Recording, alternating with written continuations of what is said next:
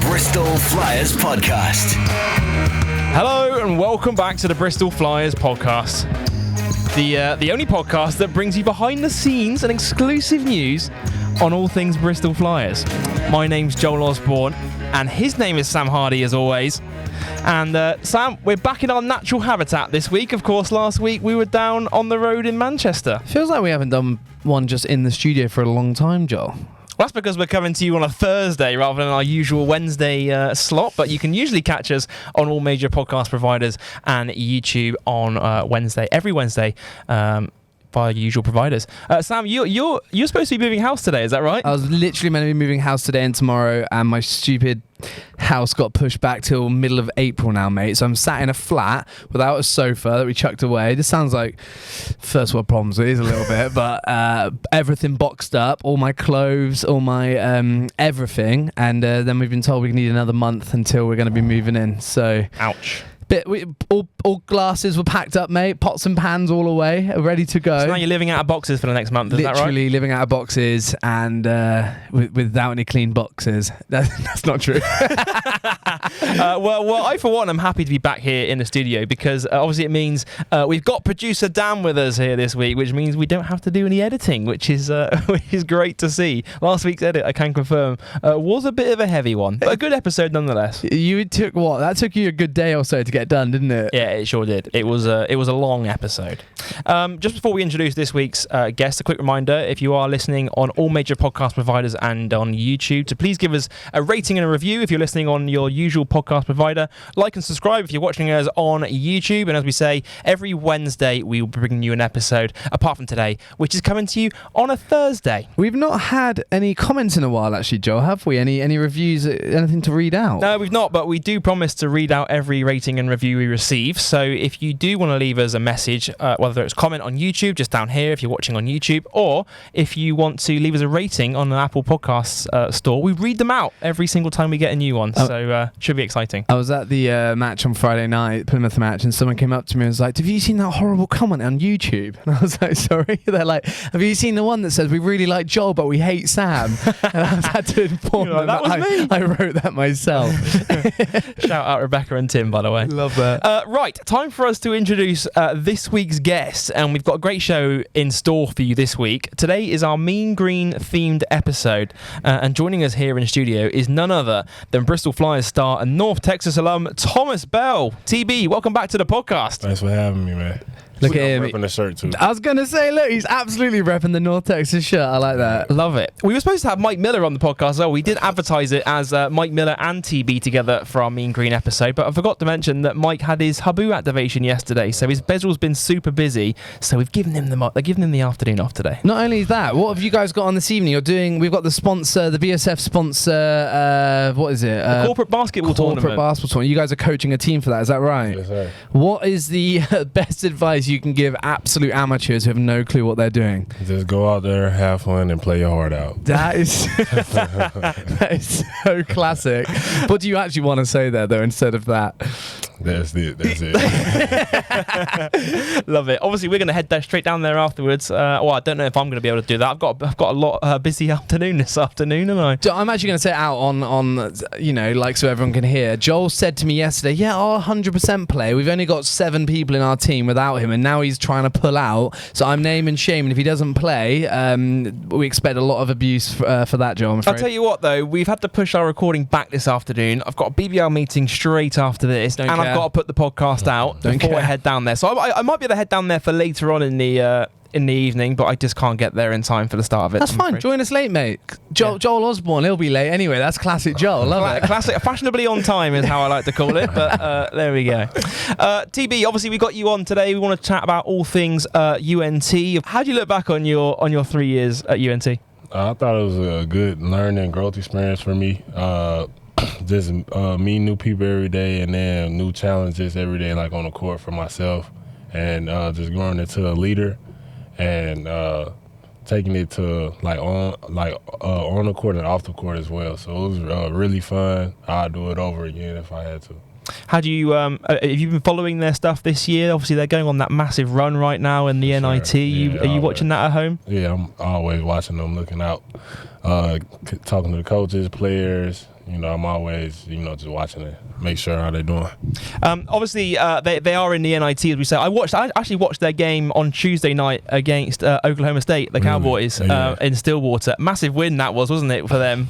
Big win. And obviously that books them their first appearance. They're going to Vegas. They are going to Vegas. They got the semi-finals out in Vegas right now. Did you ever went to Vegas or not? Never went to Vegas, but like them going to Vegas is like me going to Vegas, so I'm super happy for them. Yeah. It's really good how you guys are all sort of supporting each other. After you've left the program, you're always part of that kind of family. And obviously, Mike Miller used to play at North Texas as well. Zach Simmons, former Flyers player, used to play at North Texas. So it's great, isn't it? Like it's a real family feel around the program, right? Yeah, like as much as we put in, like me, Mike, and Zach, you always want to see the program that you left from continue to be successful. Because you put in so much work there, you don't want to just go straight down after that. You want to keep seeing improving. Just like last year, went to the NIT, we beat Texas State, lost the second round in Virginia. This time,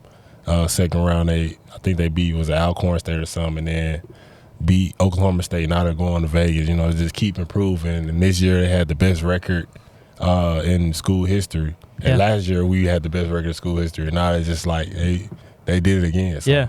It's a bit like the Flyers, isn't it? Obviously, last year we had our record-breaking season, and now this year we're continuing to break records again. I've got a few stats here in my notes from, as you say, you speak about North Texas season, most wins in program history. I think we were second behind FAU. FAU had a heck of a year. They actually ranked. They were like 24th, ranked 24th this year. Yeah. They were like 30-3, and I think they're still in the tournament because they just beat. I forget who they beat. But yeah, they were really good this year, so we didn't get a chance to, really, based on FAU's year, we didn't really get a chance to, win a ship. But we lost in the conference tournament to UAB. Yeah, because it's only the team that wins that tournament, isn't it, that gets the buy-in to the March Madness. Sadly, it's like last year we had a great season. I think we were undefeated on the road. We only lost one game. Number one defense in the nation, best record in school history. So we had a lot of things going for us, but for some reason, like teams don't like the way we play because we got the slowest pace in the nation, but we play defense as well. We're a defensive team and it's super slow pace. A lot of people don't want to see that nowadays. A lot of people want to see high scoring basketball. Your defender gets by you, oh well. I'm gonna just get it back on the other end. That's where the game is shifting to nowadays. Anyway, nobody wants to see that, but that wins championships, and I got 3 of them. So. Love to see it. Love to see that. You mentioned obviously the sort of defensive style of play. Obviously, it was a low-scoring game in that game on Tuesday in Stillwater. In overtime, Tyler Perry 23 points, and the last time you came on the podcast, TB, you said that Tyler Perry was one of those players to watch. He's a senior, right? For sure. Is he? So what's the future looking like for a player like him? Like in terms of is this his last year as a senior, or does he have another year of eligibility? He's still a COVID baby, so he still has his extra year left. So it's up to him. Like I think he's already got 1,000 points already, which is crazy because he just got here last year. But dude is crazy. That 3 hit at the end of overtime. It was the end of the fourth. I say fourth, second half, isn't it? It's 2 halves in Oklahoma State. Yeah. Oh yeah, that's what he does. Like he had a couple game winners last year against UAB, and then one against La Tech.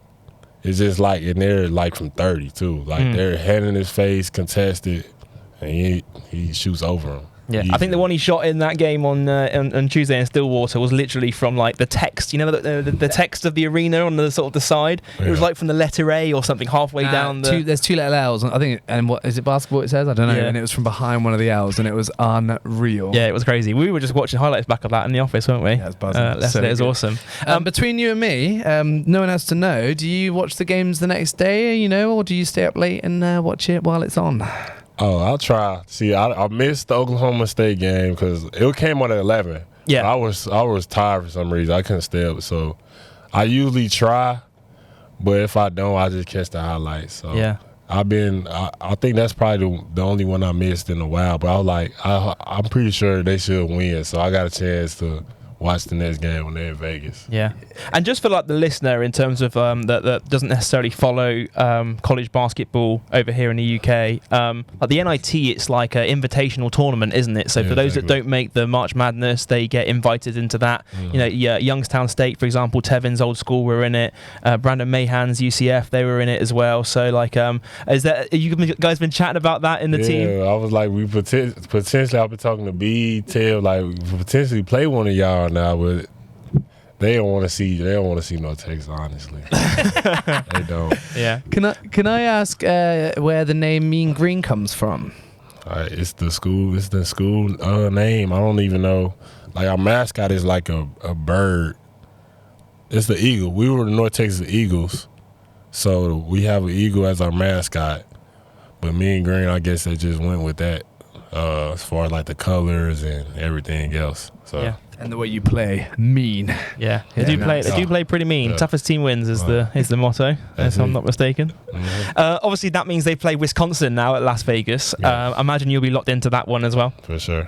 Are you watching? And in terms of the March Madness stuff, are you following the March Madness stuff as well? I mean, it can always be tough, can't it, with the time difference between the UK and the States? Yeah, honestly, like, I never cared about college basketball until I started playing it. So, like, ever since I left, I stopped caring again because it's like I always watch like NBA, but the only team I really keep up with is, obviously my school, and then like some of my homies that's still playing to college basketball today. So it's just like the college game, it's not as fun, like, to watch because of the referees and how they call everything a charge, and everything is, super packed in. But some of the games are exciting to watch, but I don't try to keep up with them at all. It's a lot slower as well, isn't it? Because you've got the 30-second shot clock rather than 24. So you can see a lot of teams, use more time on the offensive end. So obviously the games are a lot lower scoring as well, aren't they?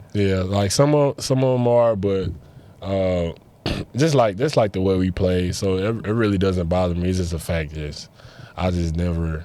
I was never really into college basketball like that, for real. So yeah, and the whole March Madness thing is quite crazy when you think about it, because we obviously have like Bucks, and obviously you would have seen UE and Malcolm and Corey play for UE, and that's basically the equivalent level in this country. Watching, it's university basketball here in the UK. You guys went down to watch Malcolm and Corey, didn't you, down at UE? Yeah, I wish the game they had. Where was it at? It was like 2 hours away. Nottingham yesterday. I wish that game was here, because that game would have been super lit. That was my first time going. When we went last time, when they played whoever they played. It's Newcastle, I think. Yeah. Newcastle. It was so funny because it felt like an AAU tournament, because everybody was just packed around. We would just stand up under the baseline, talk to the refs. Tevin was screaming, running on the court. Yeah. That was super fun. I wish they had the game here, because the championship game would have been crazy. Yeah. Well, we were down there as well for both games, weren't we? And it almost feels like you're in a Bald is Life video where someone just dunks it. Do you know what I mean? When everyone's like stood around the edge of the court. They rush the court. That's it. And as soon as a big dunk goes in, everyone goes and starts pushing everyone around. Especially when Malcolm had dunked it. I think he dunked it with his left hand. Yeah. Oh my God. Shut the gym down. If you've not seen that clip, you have to get it. I think it's on Hoopfix, actually, isn't it? Yeah, they just shared it, I think, yesterday, and it's disgusting. It's a double team. There's two guys double team, and then another guy comes around and he literally jams it on this guy left-handed. It's disgusting, isn't it? Yeah, it was huge. So go check it out. I think it's gone pretty nuts on social at the moment. So if you haven't seen it, go make sure you see that dunk. It was crazy. These guys were funny though, because when Corey fell over, he fell out of bounds near all these guys, and they were all around him picking him up and all the rest of it. It was so good. It was amazing. It was so good. And it's funny because the refs just let us do anything. Like the refs were so cool. I hit the ball one time. Oh yeah, he hit the ball behind him. It was Alex, wasn't it? It was, and he hit the ball behind him, and she was looking for it for ages, and then she turned around and he rolled it down behind, like on the floor, and she was like, I was like, wow, they letting us do anything. This is fun. Amazing. So good. It was Amazing. Good sports. It was good sports. TB, we mentioned the NCAA tournament, and you were lucky enough to actually play in the tournament during your time with North Texas, and sort of want to talk about that famous win over Perdue. Was that during the COVID year, the lockdown year? Yes, sir. Talk us through that whole process, because I imagine, you March Madness, these huge crowds, it's the biggest sort of spectacle in college basketball, and then having to play that behind closed doors. Sort of talk us through like what that experience was like and how tough that was. I mean, just getting there was super hard because we had to win 4 games in 4 days, and that's no joke, especially with the way we play and the team, the difficulty of teams that we play. You had to beat West Kentucky to get there. So that was just hard in itself getting there. So the journey there, that just made it. And then on top of that, we get to go to Indiana and play in the tournament. But honestly, we played Perdue, and Purdue is in like Indiana, so it was basically a home game for them. And it wasn't really behind closed doors. That place got super loud. Like I think on one play, the big man for them that had Javion Williams, he had got a steal. It was a key play in the game. It was like 3 minutes left. I think Zach tried to go with a DHO, and he had, cut it off, got a steal, dunked it. When I tell you the whole arena was shaking, I was like, where all these people come from? Like, I ain't really heard them all game till that play, and it got so loud in there. But I mean, once it went to like OT, not to mention like all my family was there. I think Javion's family was there. It was a good amount of people, even though they couldn't sit close. They were like pretty high up, but you could still hear them, and you could feel like the energy of the arena. But just being there, and then like in the hotel, it was all the college athletes was there. Like I seen Cade Cunningham, Luke Garza. One of my homeboys that played for UNT, Mo, he was there. He played for Oklahoma at the time. You seen like all like the NBA, some of the NBA guys that are not in the NBA, just at the hotel, just lounging around. It was just like just that COVID period of time. So it was a fun experience. Definitely something I didn't think I was gonna do, because I always like dreamed playing in the NBA. I ain't thinking none of that NCAA tournament. That just came with it, like with me going to college.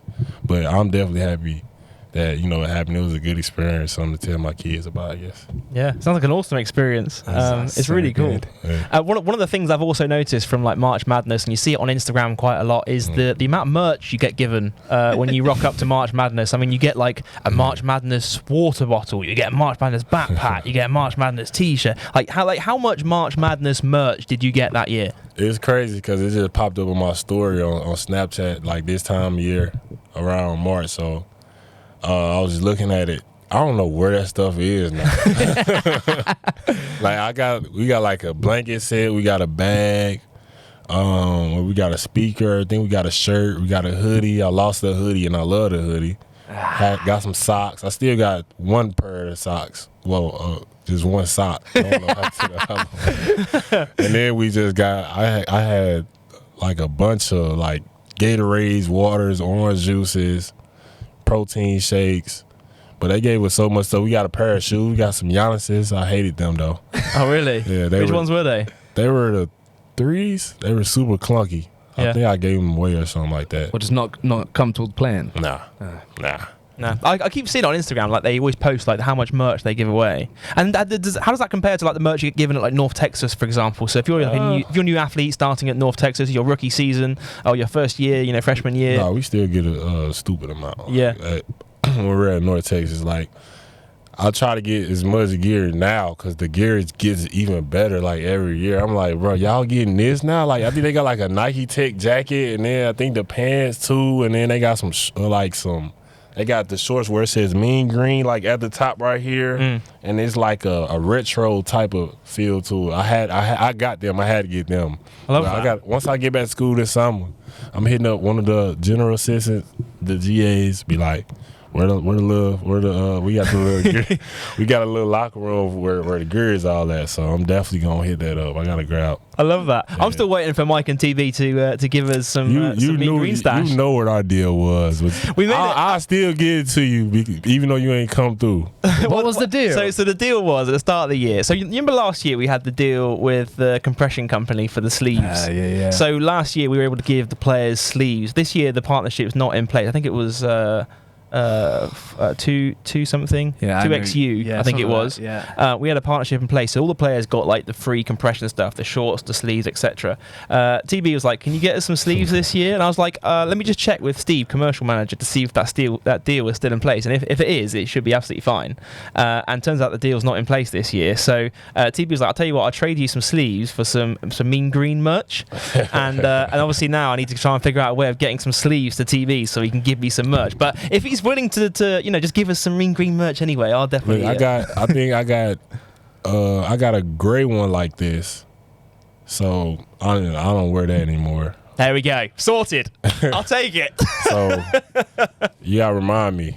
I will. You just said you're going back during the summer. Do you go and train there still? Mm-hmm. So like the gym is open anytime. Like I can get in anytime and work out with the trainers. And are you still in touch with like you mentioned like the trainers? Are you still in touch with like Coach McCaslin and people like that? Yeah, I mean like after we lost to UAB, like I take some the assistant coach out of the game. Like those dudes are like family to me. Like they kind of molded me into the player and the man off the court I am today. Like they had a big impact. Like this, like winning like brings that type of family feel, because you gotta do a lot, you gotta sacrifice a lot, you go through a lot just to just get to the highest point and the highest potential you can. Yeah. And what about like your former teammates? Because obviously I know you played with Zach Simmons and Javion Hamlet right now is playing for Newcastle Eagles in the BBL in this league here in the UK. But are you still like in touch with any like your former teammates or any of them playing pro elsewhere in the world right now? Yeah, like if anything, if we're not speaking like a lot, I always kind of check see how they doing. But most of them still like hooping. Like I see J Ham. And Zach, see how he doing. Like even Abdul, he played a couple years ago with UNT. He was just here. He was in Germany. He got on the flight, came to see Mike, and then I was here. So most of the guys, like Jalen Jackson, Drez, he played for Georgia this past year. So it's a pretty good amount. I try. But I'm kind of like, trying to handle my business as well, so I'll be like locked in on what I gotta do, but I always still try to make sure they doing good too. Did you I don't know if I've asked you this already, I can't remember, but did you contact Hamlet after that dunk on him in the Newcastle game, which was disgusting? Yeah, oh my god, we got to talk about that. We should talk about that. No, I mean with J Ham really don't play like defense. Like he These are some shots being fired by TV on the podcast right here. Shots being fired by Hamlet for Newcastle as well. But knowing J Ham, I think he came right back and scored the next play. Like that's what he does. Yeah. He's a scorer. So just like I was saying, like nowadays, I didn't even do a move for real.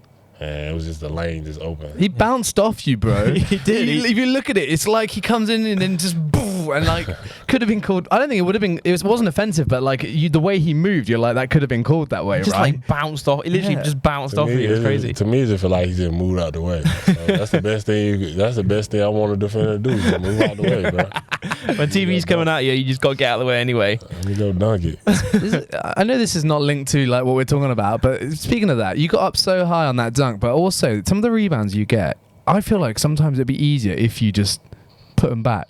You're up so high, you're catching it way above the rim. He does these ones where you like one arm scoop and grab and then land. I've seen a couple of those where you just sort of snatch it like this, like a rugby ball almost, and just take it out of the air. It's funny because like when I was at school, we always used to preach two hand rebounding. Like if you don't grab it with two hands, we used to do this drill. If you didn't grab it with two hands, it was like a 3-on-0 rebound drill. If you didn't grab it with two hands, it would start over. So we like do it for a minute.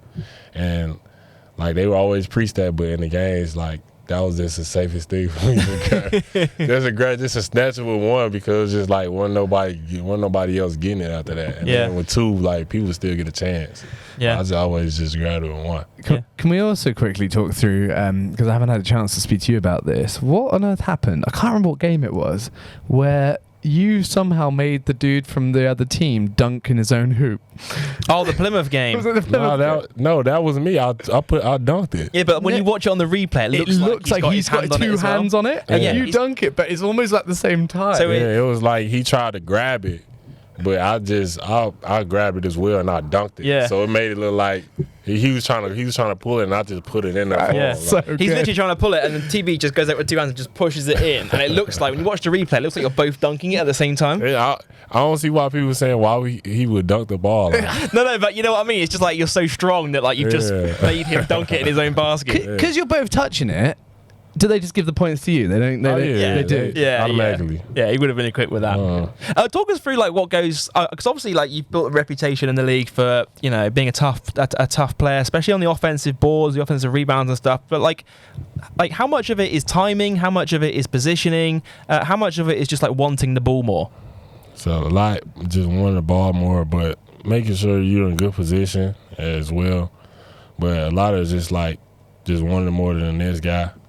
And just that's pretty much it, honestly. Like, so a lot of people really just don't box out, especially in this league. They really don't box me out at all. It's probably one or two that actually like turns and try to find me, but most of them just like me. I can just go in there and just go get it. Yeah. So, and are you like reading? So like, if the shot's going up on the right side, are you like sort of reading it and looking to go more to the left to grab the rebound? And I think that it's probably most likely going to come off on that left side. Yeah, that's what I learned in school. Like if it's in the corner, it goes from the left corner, it's gonna come off opposite, and then just go around there. Like say, I could be on the left side where the shot's going up. I could just go ahead and make a little U, and the ball's most likely gonna bounce over there, and then that give me a beat on anybody else. Yeah, it's crazy. Like you think about it, like most, like if you're a casual fan just watching basketball, you don't realize the amount of like thought process that goes into these sort of things. When a shot's going up from here, I'm going to get myself here to make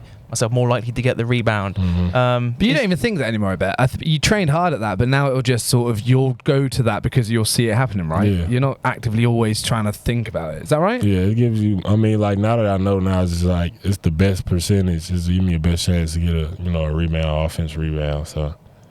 Yeah. It's so, I love all that sort of stuff because Rodman was really good at that, wasn't he? Yeah. Like judging, that's why he got so many rebounds. But I mean, and you can obviously see if it's going short. Because if it's going short, it's then going to ping off back that way, isn't it? So yeah. That's awesome. Obviously, TB, we mentioned at the top of the show, you're not the only player to come from North Texas. Obviously, we had Mike Miller last season. We had Zach Simmons last season, who spent his rookie year with us before going out to Portugal. And I can tell you, we've actually got a little bit of a surprise for you today, because I actually reached out to Zach Simmons, and we can actually phone him right now on the podcast to get a little catch up with him and see how he's getting on. TV, when was the last time you caught up with Zach? It's been a minute. Yeah. Well, we're going to give him a call right now here on a podcast, see what he's up to. I believe he's just been flying over from Portugal right now. I think he's in London right now. You in London? I believe he is right now, is what he was saying to me. Let me put this in here. We are going to give him a FaceTime audio call right now. Bosh. There we go. And let's see if we can speak to him. It's coming through. Yeah, like we said, you can just speak through here and it's fine. Come on, Zach. Please answer the phone. Please answer the phone. That kind of Hollywood. He's a busy man now, more than he ever been. Now he's in London. Yeah. Zach, how's it going? Hello. Can you hear us all right? Yeah, y'all sound good. Zach, we've got Zach Simmons has joined us here on the podcast. Zach, you're live right now on the Bristol Flyers podcast. How's it going? It's going good. It's going good. Trying to, finish the season all right, but, seeing the fam right now, so that's nice. Yeah, we've got a little bit of a mean green reunion here because joining us in the studio right now is none other than Thomas Bell. Tom, say hello. What it do, big fella? Little mama, what's up? Zach, when was the last time you caught up with TB? Man, last time I caught a TV, TV doesn't like to answer the phone. And so... That's cap. And so I'm trying to reach out. He just doesn't want to talk to me, so it's okay. Awesome. Zach, am I right in thinking you're in the UK right now? I am in London at the moment. How's it going out there? You obviously been playing professionally in Portugal, haven't you, since you left the Flyers? What brings you to the UK? So I had a son last year out in Bristol, and so my family came to London, and his son is out here, and so I'm just seeing all the fam right now. Awesome. Well, welcome back to the UK. I appreciate it. Thanks for taking time out of your busy schedule to hop on the phone with us. Just talk us through like how your season's been going out in Portugal since you finished up with the Flyers. It's been, it's always interesting. You get around a new team, a new country. It's always a little adjustment period. But personally, I've had some individual success going on. As a team, we're fighting for the playoffs right now. So just trying to, finish the season out the right way and really just be in it on a high note. So it's been good. It's been challenging. It's been a learning process, but overall, it's been a good season. Awesome. Just for the listeners that are tuned in, the Flyers fans, tell us the name of the team you're playing for in Portugal right now, because I'm sure a lot of the Flyers fans will want to sort of, are the games streamed online? Is there a way Flyers fans can stay on track with your games out there? Yeah, so I play for Victoria SC out in Portugal First Division, and all our games are on an app called FPB TV, and you can go back, watch games live through the app, and so it's nice, free to make an account and just keep up with the league and former players. They got him over there shooting that 3-ball now. He think he. Hey, yeah, we shot the 3-ball a couple times this year. It hasn't been too bad. Look, he's shot faking and driving dudes from the perimeter now. TV, you've been following Zach's progress out in Portugal this year? Yeah, I done seen a couple clips he done posted. He acting bad over there. Yeah, I'll tell you what. Hey, look. We need to figure out where Thomas Bell's got this lob throwing ability, because the alley oops were not there when I was in college with him. Look, I've been a passing perfectionist, not a big foul. that's my thing now. Zach, hey man, I love it. Zach, did you see the clip we put out on Instagram yesterday? TV's assist up to VJ for that alley oop then. I did, and I was just, like I said, I was just sitting there like, man, I wish I could have got one of those. I actually thought it was a bad pass, but at least they made it look good. I thought I was doing too high. I ain't gonna lie. Awesome, great stuff. Zach, obviously we can't not have you on without talking about your time in Bristol. How do you look back on that rookie season with the Flyers? Oh, man, it was amazing. It was such a learning experience, especially just kind of getting my feet wet as a pro.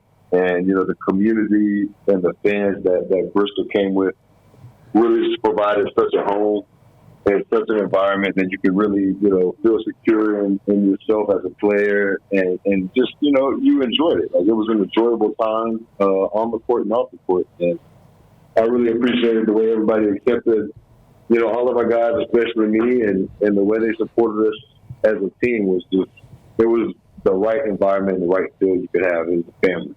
Yeah, you're always part of the Flyers family. We have obviously the players past and present, always part of the Flyers family here in Bristol.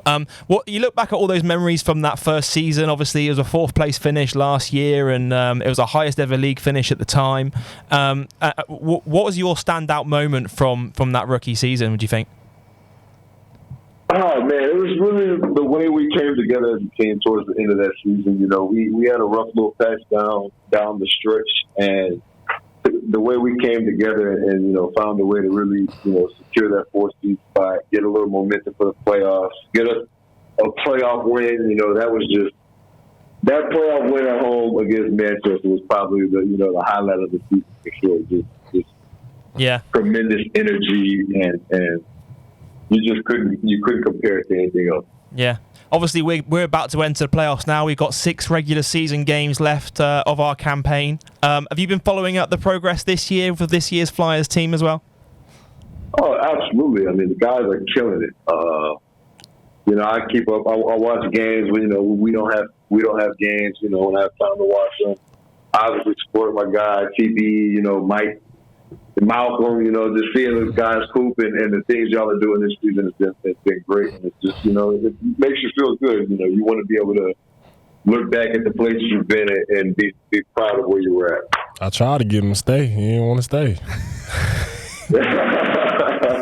Your son over here, you want to go to Portugal. Hey, man, look. I see what time you on. Business decision. I got you. The weather's nicer in Portugal, hey? Yeah, that's the one thing you get out there, Zach, is that the weather's not great over here, right, in the UK? No, that is true. Like I remember, I thought it was going to be worse than it was. It wasn't great, but I thought it was going to be worse. But after being in Portugal for a while, I can't say I miss it too much.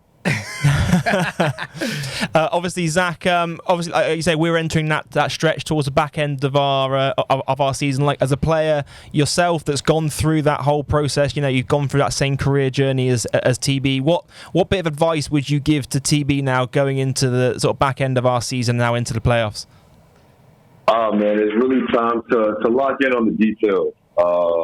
You're familiar with the league. You've played these teams a few times, and so it's those scout reports that you have going on, the little details in your own game, with your teammates that you have. You just got to really hone into those details and find those little nuances to get a way to win.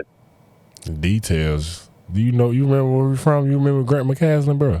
Hey, exactly. You should already know how it goes. We live and breathe details, fool. That's all we know. Hey. So you're prepared. Like I said, look. I will say North Texas prepares some great pros and some great winners. You know what? Yeah. Zach, just obviously today is actually our Mean Green sort of reunion episode. We were going to have Mike Miller here in the studio, but he's not here this afternoon, unfortunately. But just really quickly before we let you go, like, how do you look back on that whole spell at UNT and what was TB like as a teammate at college? Oh man, I appreciate my time in North Texas. As I said, they really do make pros not only on the court, but they also make pros off the court. They just really build you for success in life. And TB, man, TB was one of those goofy guys. His game's a little weird. Everybody can attest to it. It's a little weird, and unorthodox type of game, but it's super efficient, super productive, and he has a motor that is just like, it's infectious. Like you see him going and crash the offensive glass, going and helping, and 3 different rotations on defense in one possession, and you're just like, man, like it just picks your own energy level up, and that's what you love about a guy like TB. Love it. Did you guys play much one-on-one at college? Like who would win in a one-on-one between you guys? Don't do that. TB could never guard me, so we never had to worry about that. I knew that was coming. Hey, bro, have a good rest of the day, fool. Don't get on this podcast line, fool.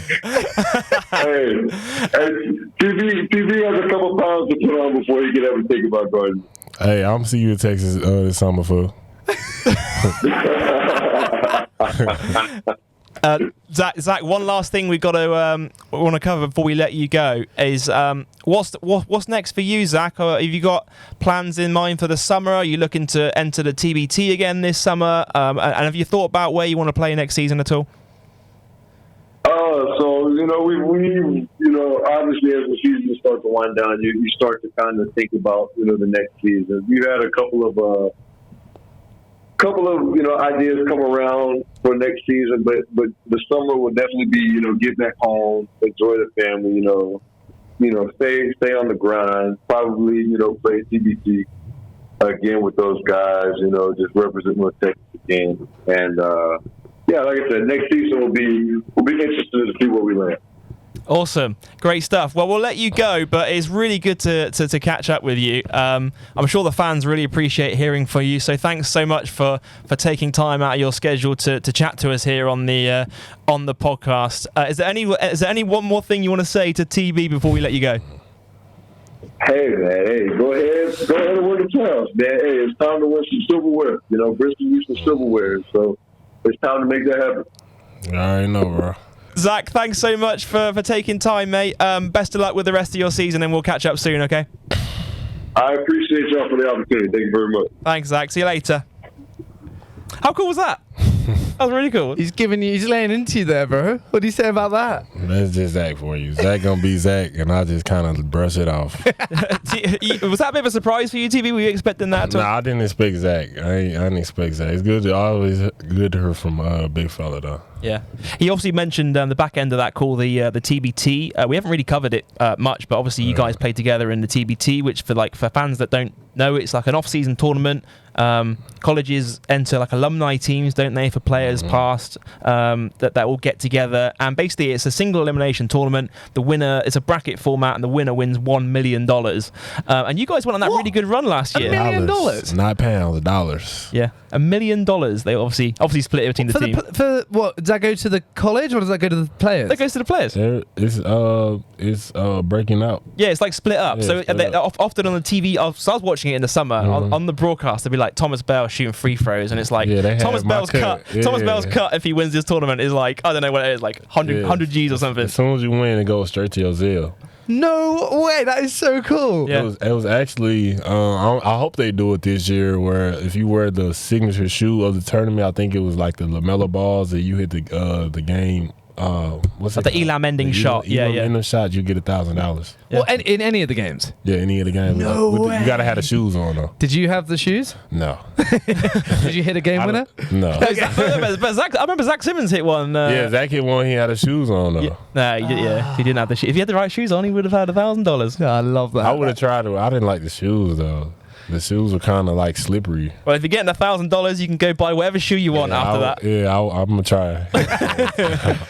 Do you reckon you'll enter again this summer? Is that something you're looking to do? Is playing a TBT again this year? So JJ was one of the guys that played for us last year, and him and DJ actually set the whole thing up. And I was JJ's roommate, so I was with him like the whole time while he was setting it up, and I basically just seen it come together. Like he was brainstorming with ideas with me and stuff, him and DJ, and then he put the whole thing together, and then eventually turned to us winning a few games and getting us automatic bid next year. So yeah. And was that the first time a North Texas team had entered the TBT? Is that, am I right in thinking that? I'm pretty sure, yeah. The first time. It's awesome because it's a bit different than normal rules. Obviously, they play at Elam ending, which we did play for the preseason tournament at the beginning of this year. Like, I'll be interested to get like your thoughts on what you think of an Elam ending. Like, do you enjoy that sort of ending? Because it always ends on a made basket, doesn't it? Yeah, I like the. I'm not mad at the Elam ending at all. I think it's pretty structured, even though it's like no timing, but it gives guys a chance to, you gotta execute your offensive plays, and you gotta get stops if you want to come back to get a chance to win. So yeah. What was the biggest comeback you saw at the tournament? Not maybe you, but any of the teams. I think it was probably at least 6 or 7. They're not really that big because if you're a team and you actually have you just need a bucket to win, and you're up by like that good amount of points, I think you should be able to score, bro. Yeah. I'll tell you what I'd love to see. I'd love to see that implemented into like a BBL trophy or BBL Cup or something like that. Just those mid-season competitions, just to maybe mix it up a little bit. Maybe just play the BBL Cup games with the Elam ending. Why not? Because I remember my coach used to say, Coach Hag, may you rest in peace, he used to say, we didn't lose, we just ran out of time. But this time we ain't got time. We got unlimited. Yeah, that's awesome. That's great stuff. No, I'd love to see that. Maybe BBL, if you're listening and you want to try out an Elam ending on a BBL Cup game or BBL Trophy game next season, you heard it here first in the Flyers podcast. I love it. Great stuff. Thanks for that, TB. It's a really good chat. We've got to get to our usual news, haven't we, Sam? So it's time for us to take a look at what's been going on around the BBL this week. This is the Bristol Flyers podcast. Right, time to take a look at what's been happening up and down the league, and obviously we can't not talk about that game on Friday against Plymouth. What game? I don't remember a game on Friday, Joe. What a win it was, 39 points. I literally sat there or stood there in that first quarter, and until a minute and a half to go, Plymouth had scored 2 points. Yeah, they 2 didn't make a points single in 8 minutes. You guys held on without a field goal until 8 minutes into the first or something like that? Yeah, it was bad. They went into the half 0 from 11 from the 3-point line. Yeah, that was tough. It was Do you know what? I know that they didn't shoot well and all the rest of it, but you guys were playing so well as well. It was beautiful basketball, wasn't it? I'll tell you what it is, I think, is that you guys were having fun out there. Like, everyone was scoring. Like, 99-60 was the final score. Coach just waved off the 100 points at the end. Did you want the 100? It really doesn't matter. As long as we get the win. I know the fans were chanting for 100 at the end of that game, and then coach is just like, nope, no 100. We're staying on 99. I mean, it wouldn't have been hard to get it because everything else was easy. So. You had 99 in the week as well on the Wednesday, so it was a bit like 99 in that and then 99 on Friday. Yeah, but like you know what? Last two games, we had 99 points. We'll get the ton eventually this season. Yeah, we will. But what I was saying is, like, obviously, it looked like you guys were just having fun out there. Like, there were 6 guys in double figures. You were throwing lobs. Like, Mike Miller getting a transition dunk as well. He knew better. He has to dunk it, or else I was gonna get on his head. Have you seen Mike dunk in a game before that one? No, he could dunk. He definitely could dunk. I never seen him dunk in a game. But I was just like, he knows. He even told me, he was like, man, if I ain't dunked, I know y'all was gonna get on me. He like, I was tired too. I was like, yeah, I already know. You got a wide open transition, you better dunk. The photographer actually got some unreal pictures of his dunks. Yeah, there's some really sick photos from Coop. Shout out Coops. I know you mentioned it while we're on the phone to Zach, but your lob to VJ was lovely, but it was high, wasn't it? It was a big pass. Yeah, but I mean, VJ 6'7", 6'8", 40 inch vertical, so that's like throwing this to myself. I would go get that. He's also like, you know, he's a quiet guy. He's a really humble guy, and then you see him put the crown on his head, and it's like that is. Yeah, like I'd never see VJ like showboat or anything. I've never seen him showboat, but after that alley-oop, he crowns himself in the head, and then he raises the roof on the way back on the way back into the timeout. We were about like 30 at that point. Yeah. Well, it's like a 40-point game. I think it was at that point. So you can do whatever you want to. The cameras also didn't get. Leslie did that lovely. Who did he pass to? I can't remember. It was TB. Was it to you? Yeah, it was me. Yeah, it's a beautiful pass, and then he's there with his eyes out. I mean, him and Lonnie just put on a dance performance. I'm like, I turn around, I'm like, good pad lid. I turn around, them boys ain't doing a scat handshake.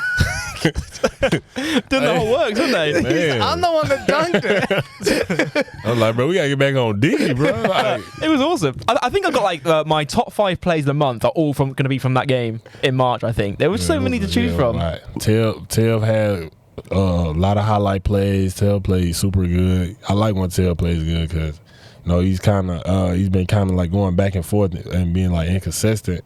But I think the past 2 games, he's kind of getting in the rhythm, so that was good. You know what the secret is, though? It's because his mum was here watching. Yeah.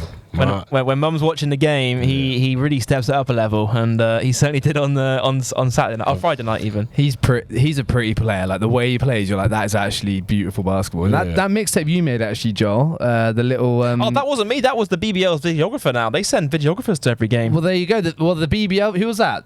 Who was Out it? Eddie. Yeah, mate. That Vic mixtape of his game and Plymouth was beautiful. It was so good, wasn't it? Yeah, it was really good.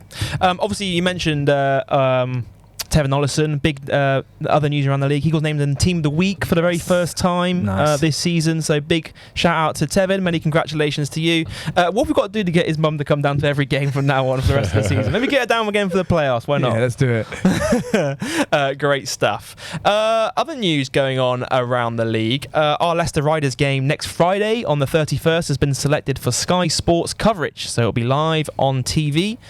You can catch that 7:30 start, 7:45 tip off. The coverage starts at 7:30, and that'll be a big battle in that race for second place. It'll be a huge game. Yeah, we kind of need to win that one, don't we? In a that would definitely confirm our head-to-head. If they win, they get the head-to-head on that one because they're already ahead on the score difference, aren't they? So, and it's a big weekend as a whole that weekend because of course you've got Leicester away on the Friday in that big battle for second place live on TV, and then on Sunday we're back home for a top of the table clash against London Lions. So a huge game. How preparation's been going? I know no games this week, but how preparation's been going ahead of that weekend? Yeah, we just kind of taking it since we're off. We're kind of just taking it one day at a time, going at a good pace, kind of, and then we're going to wrap it up tomorrow, and then Saturday we just kind of get in the rhythm, and then once the next week comes, we're just going to go. I'm pretty sure we're going to pick it up even more. So it's some really big games. It should be fun. So once we start picking it up in practice, we'll start to feel it. Yeah, and it's important, isn't it, to be playing like to be working up towards playing your best basketball at this point in the season, because of course 6 games left, 2 of them are against the top 2 in the league. You want to go into the playoffs with some kind of momentum, so these games will be huge, and potentially, you know, that game on the Friday, if we can topple Leicester, it will give us a really good chance of finishing second, which will be our highest ever finish since joining the BBL. Yeah. I imagine that would be quite special for you if you can help Flyers, you know, break record again this season and finish second and go on that championship run. What would it mean to you to help Flyers finish as high as possible this year? I mean, that's just me doing my job. So, with the team we got this year, and, you know, everybody is bought in to, you know, just win it, period, and then everybody's just doing what they're supposed to do. That would just be the icing on the cake. Just not only just finishing at the highest it's ever been, and continuing that during the playoffs and trying to get to the final. Yeah, great stuff. We've got other news to go through this week. We've got to talk about the UE game last night. We briefly spoke about it there, but UE falling short in that men's basketball final, the Big Bucks Wednesday game. It's the top 2 teams in the country, UE versus Loughborough Uni, and UE went down in the end, 86 points even to 75. And I don't know if you watched this game on the stream, Sam, but it's actually really good fun to watch this one. A lot of drama, mate. There was, I think, did you watch it? No, I looked at the stats after. There was like 3 unsportsmanlike fouls. Yeah, there were 2 technicals. There were blocks, there were dunks. One player got ejected. Did you see that? There was a really good play actually in the 4th quarter. Malcolm got this huge dunk and then almost stared down the player, and then Corey kind of held him back. And another player comes over and pushes Corey, and he almost like flops back and falls on the floor. He definitely flops. He flops back and falls on the floor, and then one of the UE bench just steps off the bench onto the court. One step. Literally onto the court, and obviously that's a straight ejection. You know, if there's like a fight or anything like that breaks out, if anyone from the bench enters the court, that's a straight ejection. So then that player got ejected. But yeah, it had everything really, and obviously like there's a BBL representation on both teams. Like you say, UE have the Flyers representation in Malcolm and Corey, and you look down the list at the Loughborough Uni side. I mean, it's Blake Bowman, Evan Walsh, Pat Whelan, Kimball McKenzie. I think they also have Connor Washington and Jibril Adekoya, but I don't think they played in this game. But Adekoya too. Yeah, man. Do you know what? But they were both injured for yesterday's game. Wow. Do you know who went off yesterday? Was McKenzie? McKenzie went off. And I don't know what his percentages were, Joel, but he seemed to hit every single mid-range. That's what I keep hearing. I heard that from like 4 different people. Yeah, he had 27 points to lead all scorers. He earned MVP. Evan Walsh had 21 points on 3 for 7 shooting from 3. And then UE were led by Corey, who had 19 points and 9 rebounds, and Malcolm had 9 points and 9 boards, but battled a bit of foul trouble early on in that game as well. It got very physical early on. I think he had like 3 fouls just at the start of the second or something like that. He had to sit. What about Ibuka? I haven't got it on my notes here. Oh, actually, I can tell you how many points Ibuka had. Ibuka had 8 points and 11 rebounds. Okay, that's not bad. Yeah. And then obviously Ryan Robinson had 17 points as well. He jammed it hard. He was as well, didn't 4 for 7 from 3 as well. So really strong. You know that guy? No. He's the one who was at the. He can dunk hard, can't he? Yeah, no, he had some really highlight plays in that game we watched down at UE. Yeah.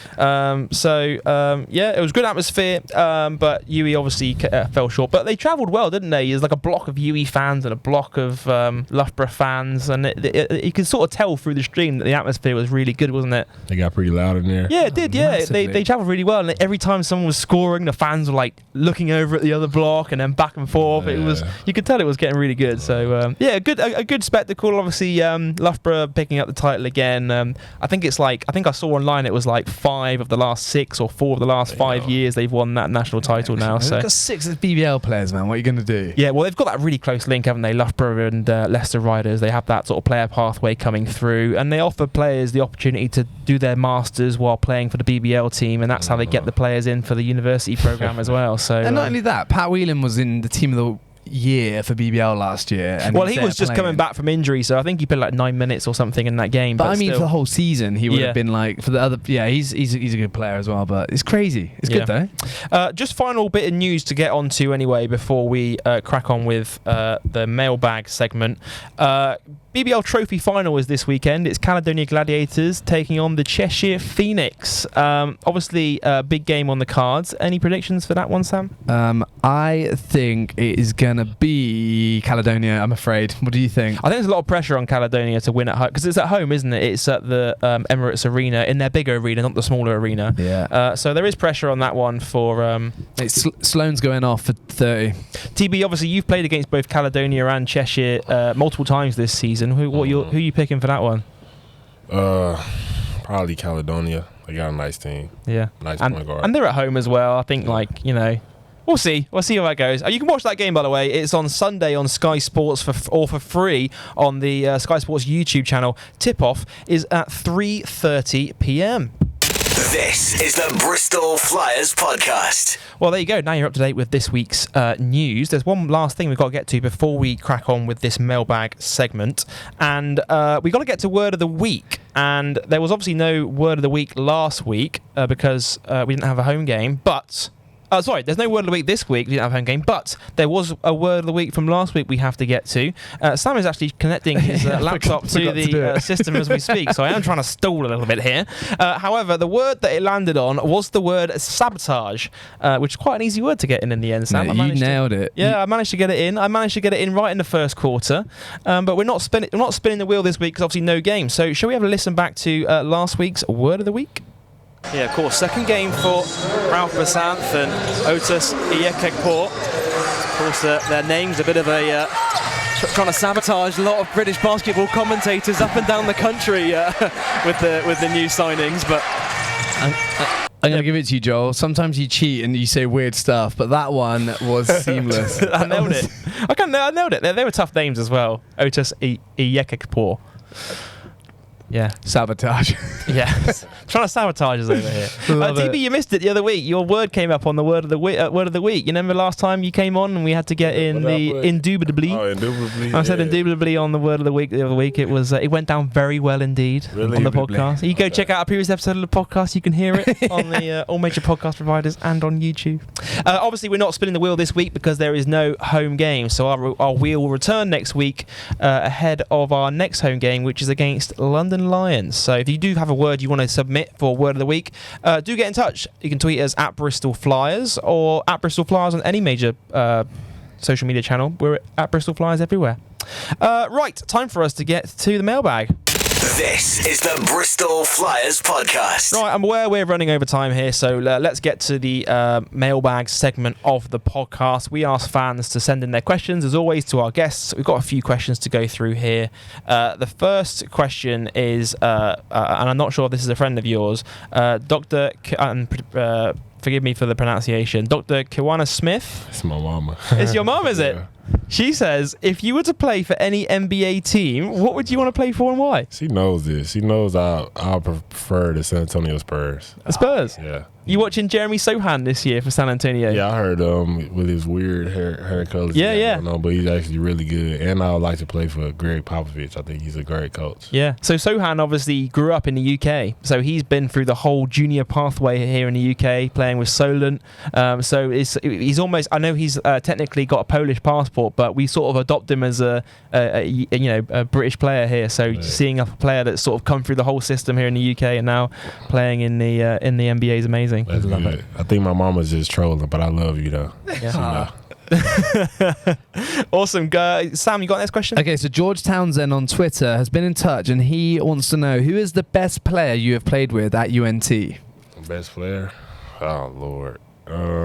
This is the bit where you sort of get thrown in it a bit here because everyone's going to be like, why am I the best player? Dang, I don't even know the answer to that, honestly. Because, I played with, obviously TP was really good. We got J Ham. And we had so many guys that did so many different things to help us get to where we wanted to go. I don't know. Coach Mac. The safe option there, TV. Congratulations. Dave Febs on Twitter. Who should Coach Kapoulas recruit from North Texas next season? You can pick anybody. Anybody will help. I'll give you some recommendations. You got Abu Osman, Kai Jones, he's a beast. Tyler Perry, obviously. Reuben Jones. Who else? Aaron Scott. Our whole starting five. Coach. Are any of those players sort of picking up on the fact that quite a few of the team from previous years are now moving on to Bristol? Yeah, and I'm pretty sure our coaching staff has told them that we done, a couple guys they made the way to Bristol. So I'm pretty sure they have told them, man. I mean, I talked to them too, so they kind of know as well. I need to put Coach K in touch with Coach McCaslin because for sure. I'm pretty sure Coach K has said to me he wants to reach out to him at some point. So I'm going to try and make it happen. I've been speaking with Luke Della, who's the media guy. Really? Yeah, the comms guy, right? What you and Luke been talking about? Well, I tell you what, it's interesting because I first reached out to, we've sort of gone back and forth via email over the last maybe 2 years now. So when we first signed Mike and when we first signed Zach, I reached out to him to ask if we could get some photos and some video footage of you guys in action so we could put together our little announcement videos. And then ever since then, we've just been chatting on emails about stuff, obviously because we're both following each other. I'll reach out to him again and be like, hi Luke, it's me again. We've just signed another North Texas player. Can I get some more stuff, please? That's cool. Little pen pals. Yeah, so we've been chatting on emails back and forth quite a bit. So shout out Luke if you're listening to this podcast. Last couple of questions. Yeah, let's go for it. The official Bristol City Football Club account. Big name. Football club. Linked, all the rest of it. On Instagram, they've asked a couple of questions. If you were a footballer or soccer player, what position would you play and why? I don't know none of the positions. What position Aguero played? Striker. Obviously, you're a big Man City fan, aren't you? Off from last time's podcast. I'm a striker. I'm striking that. Man City, big team in the World Cup, apparently. Then they came here, though, since then. That's the thing. They came here. Did you come watch that game? I wish I would have, but I couldn't get no tickets. So we had tickets. What's the account? We had tickets. Well, tell the account next time. I want us to come to a football game. Just period. I never been. We can sort it. We can sort it. We'll sort you out. Please, I want to go. I like soccer. Let us know which one you want to come to. I'll send you the schedule. Okay. You let me know which one you want to come to. We'll sort it for you. Okay. They also tweeted Bristol City, the official account. Then this could be the biggest question of them all. It comes quite a few times into the mailbag. Gold or haze? Now, fresh water. So you're a bit of, have you started drinking cider over here in the UK? A little cider. So Thatcher's Gold and Thatcher's Haze. Have you tried those two? The green one and the orange and the gold one. And the orange one? No, the orange one's good as well. That's the best kind. The blood orange one. Yeah, that's good, orange. Isn't it? Hold on, is the gold one the original? Yeah, original. Oh, well, the gold can, you mean? Well, hold on. Thatcher's Gold. Which one is the regular flavor? Yeah, like Thatcher's Gold is like the original. No, I don't like the original. It's got to have some flavor. And I just had the green, actually. Matter of fact, the green is not. The haze one is like the sort of. You don't like the green fruity one? The blood orange. Blood orange. There we go. So not even gold or haze. We're going Thatcher's blood orange. Blood orange, fresh water. Love it. There we go. Great stuff. Right. I think that's a great place to wrap things up. TB, thank you so much for joining us on this week's episode of the Bristol Flyers podcast. Just a reminder, we are available on all major podcast providers and on YouTube. We'll be back every Wednesday from next Wednesday. So we're going to try and get back to our usual Wednesday schedule, aren't we, Sam? Yeah. We'll see. Yeah, we'll see. If we don't, we put a message out on Twitter anyway. Sam, anything else you want to add before we wrap this show up? No, running late for the BSF basketball tournament, so better head off there now. Yeah, you better head off there. I've got to wrap up this podcast and try and rush down there, and we'll see you next time on the Bristol Flyers podcast.